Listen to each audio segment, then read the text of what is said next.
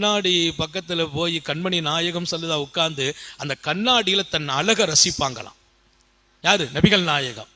கண்ணாடி முன்னால உட்கார்ந்து தன் அழக ரசிப்பாங்க. அப்படி அந்த முடியை சரி பண்ணுகிற விதம் என்ன விளக்குறாங்க? கொஞ்சம் ரசிங்க உங்களை. இன்னைக்கு நம்ம பிரச்சனை எல்லாம் என்னன்னா, நம்மை ரசிக்கிறது இல்லை, அடுத்த ஆளுதான் ரசிச்சுட்டே இருக்கோம். அவர் எவ்வளவு அழகா இருக்கிறார், இவரு எவ்வளவு டாப்பா இருக்கிறார், இவர் எப்படி இருக்கிறார், அவர் என்ன நிலைக்கு போயிட்டார்.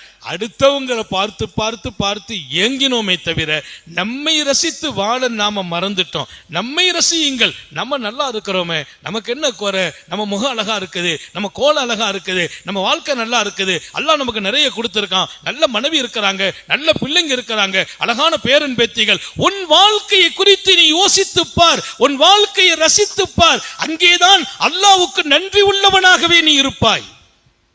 இன்னொருத்தரை பார்த்தால் ஏக்கம் வரும், பொறாமை வரும்.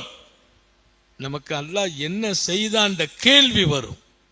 அவர் டாப்ல இருக்கிறாரு, நம்ம என்ன வாழ்க்கை வாழ்றோம், அவர் என்ன அழகா இருக்கிறார், அவர் முகம் எவ்வளவு லட்சணமா இருக்குது. எதுக்கு? நம்முடைய அழகை நாம ரசித்தால் அல்லாஹ்வுக்கு நன்றியோடு வாழ்கிற வாய்ப்பு கிடைக்கும்.